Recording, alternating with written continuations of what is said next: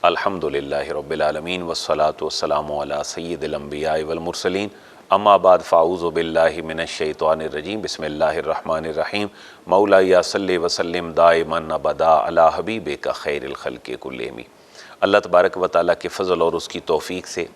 ہم سورۃ الاعراف کی آج دوسری کلاس جو ہے وہ پڑھیں گے، اور یہ تقریباً 15 آیات مبارکہ ہیں، اور سورۃ الاعراف کا دوسرا رکوع ہے جو آیت نمبر 11 سے لے کر آیت نمبر 25 تک جاتا ہے۔ ان آیات مبارکہ کی تلاوت کا شرف حاصل کریں گے حافظ محمد شہریار۔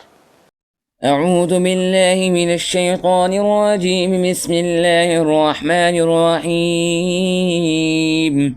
وَلَقَدْ خَلَقْنَاكُمْ ثُمَّ صَوَّرْنَاكُمْ ثُمَّ قُلْنَا لِلْمَلَائِكَةِ اسْجُدُوا لِآدَمَ فَسَجَدُوا إِلَّا إِبْلِيسَ لَمْ يَكُنْ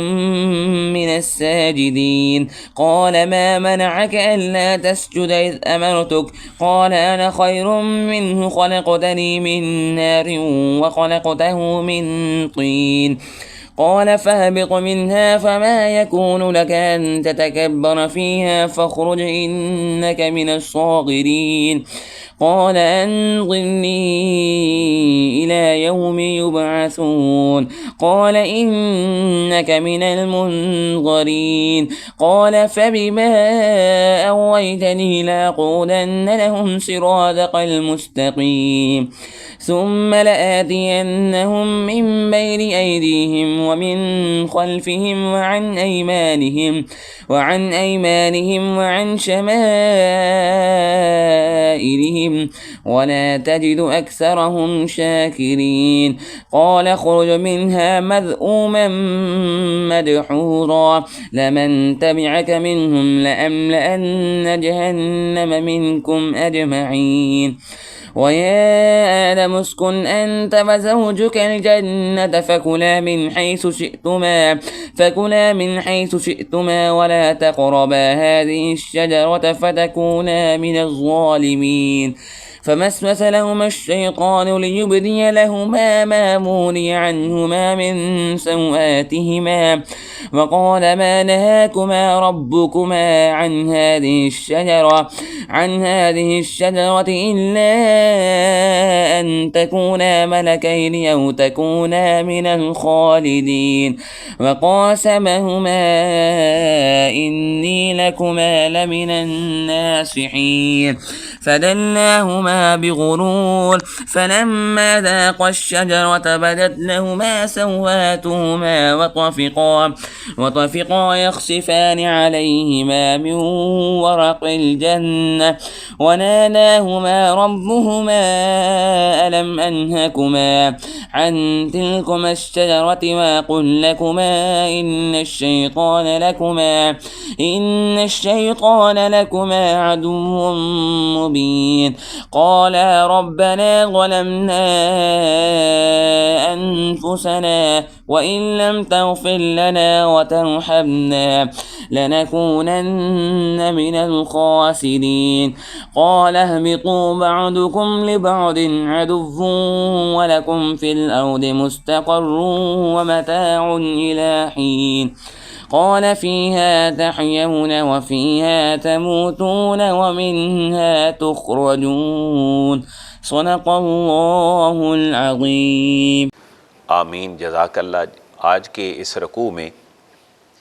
جو کہ پچھلا ایک مقدمہ تھا ابتدائی 10 آیات کا، اس مقدمے کے بعد اب پہلا موضوع شروع ہو رہا ہے سورۃ الاعراف کا،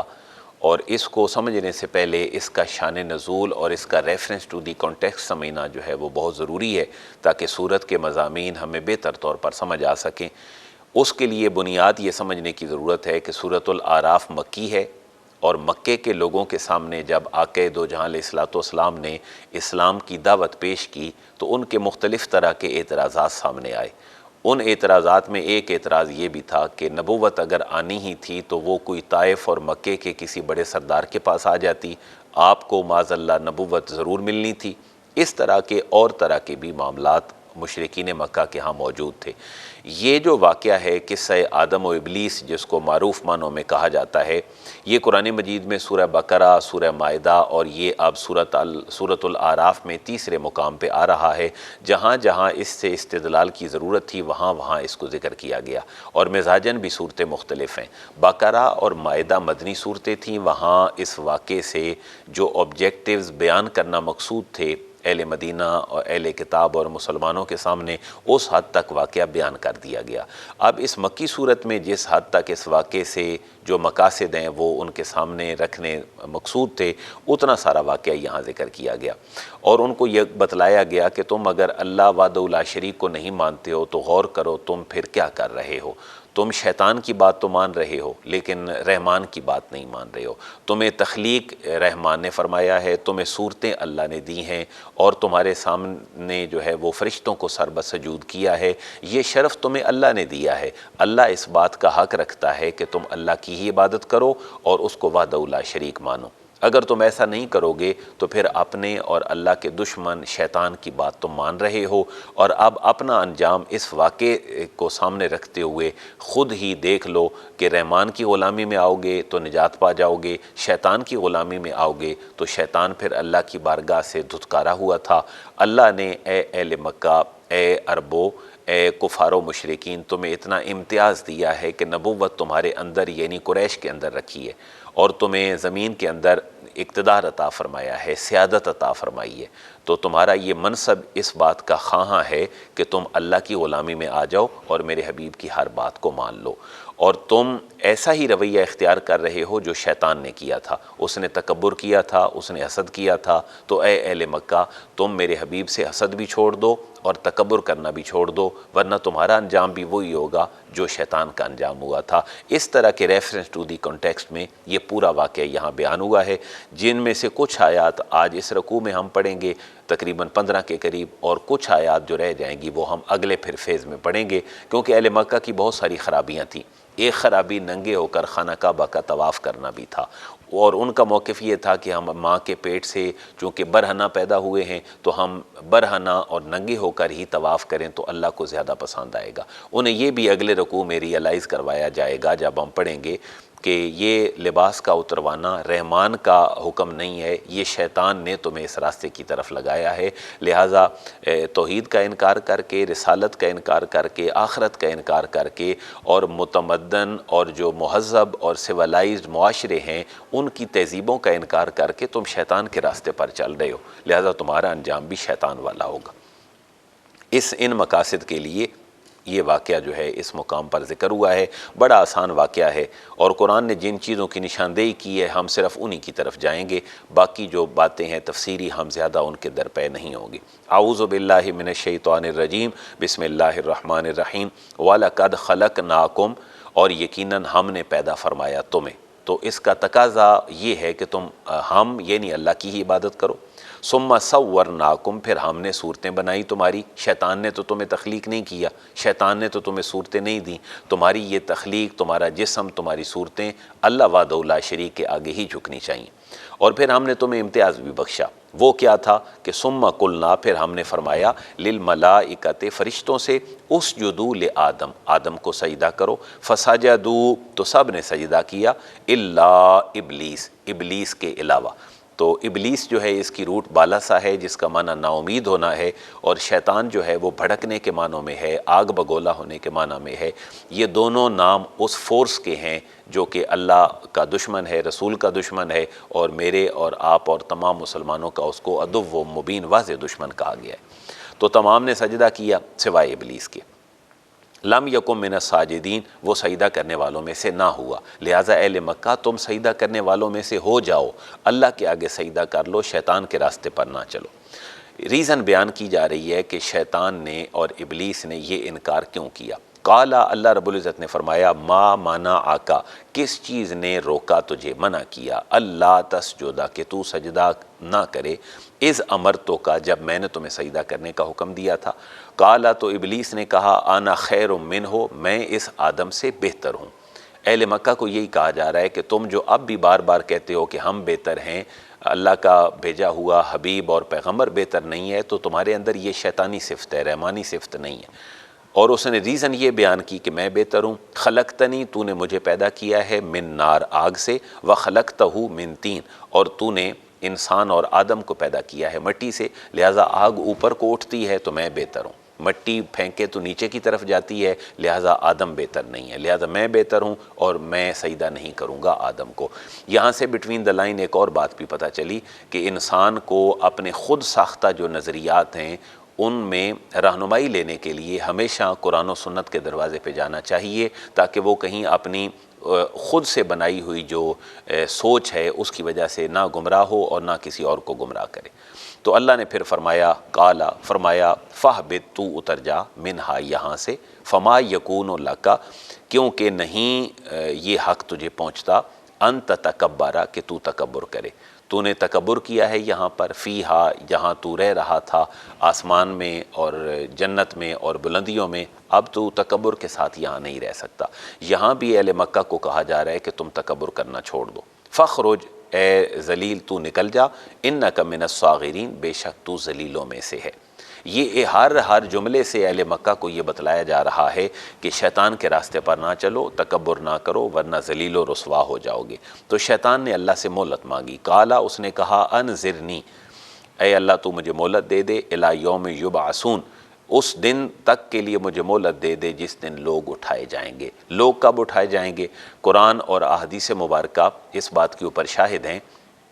کہ 2 دفعہ سور پھونکا جائے گا، حضرت اسرافیل سور میں پھونکیں گے۔ سور، سواد واو رے، یعنی ایک بانسری نما اور سینگ نما ایک چیز ہے، اور اس کے اندر حضرت اسرافیل جو ہے وہ پھونک ماریں گے تو ایک دفعہ ساری کائنات ختم ہو جائے گی۔ 40 سال کے بعد پھر نفخہ ثانیہ ہوگا تو پھر ساری کائنات زندہ ہو کے اللہ کے حضور چلی جائے گی۔ یہاں جس وقت تک اس نے مہلت مانگی ہے وہ نفخہ اولا ہے، یعنی پہلی دفعہ سور پھونکا جانا ہے۔ قالا، تو اللہ نے فرمایا، انک من المنذرین، بے شک تو مہلت دیے جانے والوں میں سے ہے۔ یہاں بھی بٹوین دا لائن یہ پتہ چلتا ہے کہ دعا شیطان نے کی ہے، مہلت شیطان نے مانگی ہے، تو اللہ تعالیٰ نے اس کی دعا اور اس مانگی گئی مہلت کو بھی قبول کر لیا ہے۔ پتہ چلا دعا کی قبولیت ان لوگوں کی بھی ہو جاتی ہے کہ جو اللہ تعالیٰ کے راستے پر نہیں ہوتے، لیکن ضروری نہیں کہ جو ان کو ملے وہ ان کے لیے بہتر بھی ہو۔ جیسے شیطان کو دے تو دیا گیا لیکن اس کے لیے بہتر نہیں تھا۔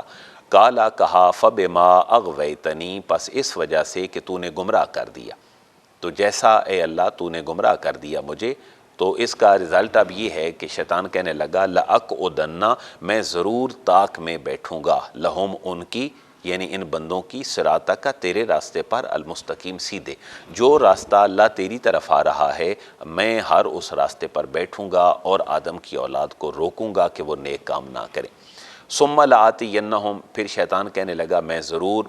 پاس آؤں گا ان کے لوگوں کے، من بین ایدیہم، ان کے سامنے سے، ومن خلفہم، اور ان کے پیچھے سے، وعن ایمانہم، اور ان کے دائیں سے، وعن شمائلہم، اور ان کے بائیں سے، ولا تجد اکثرہم شاکرین، اور اے اللہ تو ان میں سے نہیں پائے گا اکثریت کو شکر کرنے والا، یعنی انسان اکثر ناشکرے ہوں گے۔ اگر انسانی آبادی میں جو 8 ارب سے ایکسیڈ کر گئی ہے اب 2025 میں، اگر اس میں دیکھیں تو تعداد کے اعتبار سے مسلمان کم ہیں، یعنی عام انسانوں میں اگر مسلمانوں کو ہی لیا جائے تو یقیناً مسلمان کلمہ پڑھتے ہیں تو اس کلمے کی حد تک وہ اللہ کے شکر گزار ہیں، تو یقیناً یہ تھوڑے ہیں۔ اور اگر مسلمانوں میں پریکٹیکلی اور قولی طور پر اور فعلی طور پر شکر کرنے والوں کو دیکھا جائے تو وہ مسلمانوں میں سے بھی بڑے تھوڑے ہیں پھر جو اللہ کی بارگاہ میں جو ہے وہ سر بسجود ہوتے ہیں۔ قالا، تو اللہ نے فرمایا، اخرج، تو نکل جا، منہا، یہاں سے، مذءوما مدحورا، ذلیل و رسوا ہو کر۔ یہ بار بار اہل مکہ کے سامنے وہ پوری پکچر رکھی جا رہی ہے کہ تم بھی اگر ایسا کرو گے تو تم بھی اللہ کی بارگاہ سے دھتکارے جاؤ گے، ذلیل و رسوا ہو جاؤ گے، میرے حبیب کا کلمہ پڑھ لو، قرآن کو مان لو اور توحید کا اقرار کر لو۔ اللہ نے فرمایا، لمن تابعک، یقیناً جو تیری پیروی کرے گا اے شیطان، منہم، ان لوگوں میں سے، لَأَمْلَأَنَّ، میں ضرور بھر دوں گا، جہنم کو، منکم، تم میں سے، اجمعین، سب سے۔ اور پھر اللہ نے فرمایا، یا آدم اسکن، اے آدم تم رہو، سکونت اختیار کرو، انت و زوجک، تو اور تیری زوجہ دونوں، بیوی، الجنت، جنت میں۔ قرآن نے یہاں زوجہ کا نام نہیں ذکر کیا، حوا مسلمانوں کے ہاں جو ہے وہ معروف ہے اور مشہور ہے، لیکن قرآن میں اور کسی حدیث میں یہ نام موجود نہیں ہے۔ اسرائیلی روایات سے یہ نام اخذ ہوا ہے، تو کوئی حرج نہیں ہے کہ اس نام کو بھی اختیار کر لیا جائے۔ فَكُلَا، اور اے آدم اور حوا تم دونوں کھاؤ، من حیث شئتما، جہاں سے تم دونوں چاہو، لیکن وَلَا تَقْرَبَا، تم دونوں قریب نہ جانا، هَذِهِ الشَّجَرَةِ، اس درخت کے، فَتَكُونَا، ورنہ تم دونوں ہو جاؤ گے، من الظالمین، نقصان کاروں میں سے اور نقصان اٹھانے والوں میں سے۔ یہاں قرآن نے شجرہ کا لفظ استعمال کیا ہے، اور یہ اس جگہ پر قصہ آدم و ابلیس میں مختلف آگے 2-3 جگہ پہ اور بھی استعمال ہوگا، تو یہ قرآن نے اس کو ڈیفائن نہیں کیا کہ یہ کس چیز کا درخت ہے۔ بعض کی رائے یہ ہے کہ یہ انجیر کا درخت ہے، بعض کہتے ہیں زیتون کا ہے، بعض کہتے ہیں گندم کا ہے، لیکن قرآن مجید فرقان حمید نے آبجیکٹیوز کی طرف جو ہے وہ غور کیا ہے، انفارمیشن دینے کی طرف زیادہ توجہ نہیں دلائی۔ قرآن نے اس کو شجرہ ہی کہا ہے، اور گندم نہیں ہو سکتا، اس کی وجہ یہ ہے کہ گندم کو درخت اور شجرہ نہیں کہتے، وہ تو ایک ایسی چیز کی طرح ہوتی ہے جس کا درخت، سایہ اور جڑیں وغیرہ نہیں ہوتی۔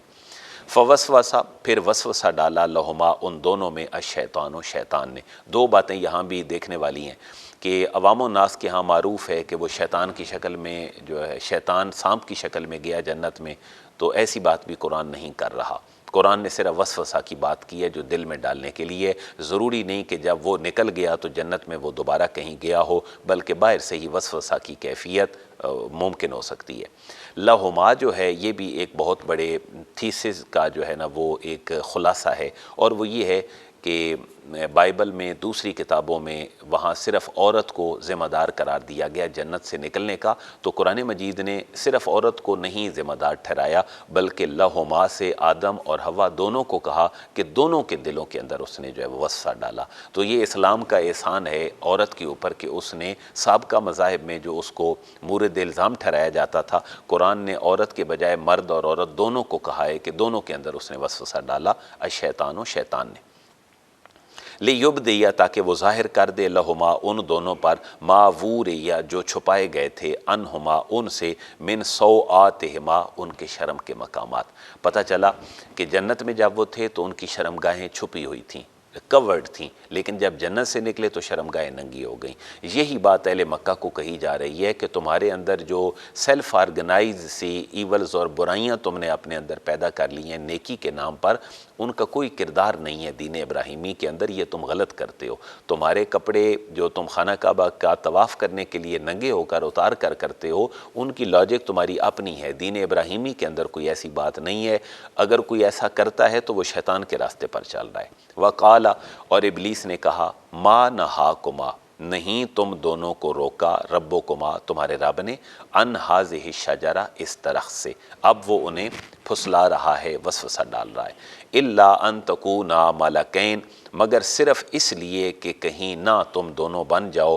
ملکین، فرشتے، او تکونا من الخالدین، یا نہ ہو جاؤ ہمیشہ رہنے والوں میں سے، اس لیے تمہیں اللہ نے اس درخت سے روکا ہے۔ تو یہ دونوں جو اس نے ان کے ساتھ باتیں کی وہ بڑی پختگی کے ساتھ کی۔ وقاسمہما، اس نے قسم کھائی ان دونوں سے۔ قسم اس نے اللہ کی نہیں کھائی، بلکہ آگے جملہ بیان ہو رہا ہے بیانیہ طور پر کہ شیطان نے ان دونوں کے سامنے اس بات کی قسم کھائی کہ انی لکما لمن الناصحین، یقیناً میں ہوں تمہارے خیرخواہوں میں سے۔ تو اس نے اپنے خیرخواہ ہونے کا جو ہے وہ یقین دلایا آدم اور حوا علیہم السلام کو۔ فدلاہما بغرور، تو اس نے مائل کر دیا ان دونوں کو دھوکہ سے۔ تو غرور کے جو لٹرل میننگ ہے وہ دھوکہ ہے۔ جس بندے کو ہم مغرور کہتے ہیں اس کا مطلب یہ ہوتا ہے کہ وہ دھوکے کی سوچ اور دھوکے کی کیفیت میں مبتلا ہے۔ فلما، پھر جب، ذاقا، ان دونوں نے چکھا، الشجرۃ، اس درخت کو، بدت، تو ظاہر ہو گئے، لہما، ان دونوں پر، سوآتہما، ان کے شرم کے مقامات۔ یہاں بھی قرآن نے شجرہ کہا، کوئی لمبی چوڑی بات نہیں کی۔ وطافقا یخصفان علیہما من ورق الجنہ، وطافقا یخصفان، دونوں جوڑ کر رکھنے لگے۔ طافقہ جو ہے یہ افعال شروع میں سے ہے، فعل کے شروع میں آ کر اس کو مزید کمپلیٹ کر دیتا ہے۔ تو یخصفان، وہ دونوں جوڑ کر رکھنے لگے، علیہما، اپنے اوپر، من ورق الجنہ، جنت کے جو پتے ہیں وہ اپنی شرمگاہوں کے اوپر جو ہے وہ لپیٹنے لگے۔ وناداہما، ان دونوں کو ندا فرمائی، ربہما، ان دونوں کے رب نے، اور اللہ نے فرمایا، الم انہکما، کیا نہیں میں نے روکا تھا تم دونوں کو، ان تلکما الشجرہ، اس درخت سے۔ اب یہ ڈیبیٹ آدم اور حوا اور اللہ تعالیٰ کے درمیان ہو رہی ہے۔ یہاں بھی قرآن نے شجرہ کہا ہے۔ وَأَقُلْ لَكُمَا، اور اللہ پوچھ رہا ہے کہ میں نے کیا تمہیں نہیں کہا تھا، ان الشیطان، کہ بے شک شیطان، لکما، تم دونوں کا، عدو مبین، بڑا کھلا دشمن ہے۔ اس کے باوجود بھی تمہیں سمجھ نہیں آئی۔ اب فطرت انسانی یہ ہے کہ انسان ایکسکیوز کر لیتا ہے، شیطان کی طرح وہ اکڑ کر نہیں رہتا۔ تو یہاں پر حضرت آدم اور حوا نے اللہ کے حضور سبمٹ کیا اور اپنے اس چیز کا اقرار کر لیا اور کہنے لگے، قالا، دونوں نے یہ دعا کی، ربنا، اے ہمارے رب، ظلمنا، ہم نے نقصان کیا، انفسنا، اپنا، وَإِن لَمْ تَغْفِرْ لَنَا، اگر نہ تو نے بخشا، لنا، ہمیں، وَتَرْحَمْنَا، اور نہ رحم فرمایا ہمارے اوپر، لَنَكُونَنَّ، ہم ضرور ہو جائیں گے، من الخاسرین، خسارہ اٹھانے والوں میں سے۔ یہاں لَنَكُونَنَّ میں لام اور جو نون ثقیلہ ہے یہ دونوں تاکید کے لیے ہیں، اور ہر آیت کے اندر یہی تاکید کا پہلو چل رہا ہے۔ تو قالا، اللہ نے فرمایا، اہبطوا، تم سب اتر جاؤ، بعضکم لبعض عدو، تم میں سے بعض کے دشمن ہوں گے۔ یہاں جو جمع کا صیغہ آیا ہے وہ حضرت آدم علیہ السلام کے جو غالباً مفسرین اس طرف بھی کچھ گئے ہیں کہ حضرت آدم علیہ السلام کی پشت میں جو ان کی اولاد کی ارواح اور نطفہ تھے اس کی طرف اشارہ ہے کہ تم سارے اتر جاؤ، تم میں سے بعض کے آپ دشمن ہوں گے۔ وَلَكُمْ فِي الْأَرْضِ مُسْتَقَرٌ، اور تمہارے لیے زمین میں ٹھکانہ ہے، وَمَتَاعٌ إِلَىٰ حِينٍ، اور سامان ہے ایک مقررہ وقت تک کے لیے۔ یہ جو آخری جملہ ہے مَتَاعٌ إِلَىٰ حِينٍ، اس سے اہل مکہ کو یہ بھی ریئلائز کروایا جا رہا ہے کہ تم اس فانی اور عارضی دنیا پہ اتنے کمیٹڈ ہو کے بیٹھ گئے ہو کہ میرا اور میرے حبیب کا اور آسمانی کتاب قرآن مجید کا بھی انکار کر بیٹھے ہو، حالانکہ تم نے تو ایک مقررہ وقت تک کے لیے دنیا میں رہنا ہے اور پھر مر کر ہمارے پاس آنا ہے۔ یہی بات اللہ نے حضرت آدم اور حوا کو فرمائی۔ قالا، فرمایا، فیہا، اس میں، زمین میں، تحیون، تم زندہ رہو گے، وفیہا تموتون، اور اسی کے اندر تم مرو گے، ومنہا تخرجون، اور اسی سے تم نکالے جاؤ گے۔ اب یہ گفتگو مزید آگے جاری ہے، اگلے رکوع کی چند آیات بھی اسی کی طرف آئیں گی، اور لباس کا جو اسلامک کنسیپٹ ہے وہ انشاءاللہ اگلے رکوع میں ہم پڑھیں گے۔ وما علیہ الا البلاغ۔ الحمدللہ رب العالمین، والصلاة والسلام علی سید الانبیاء والمرسلین، ربنا آتنا فی الدنیا حسنۃ وفی الآخرۃ حسنۃ وقنا عذاب النار، وصلی اللہ تعالی علی رسولہ خیر خلقہ محمد وآلہ وصحبہ اجمعین۔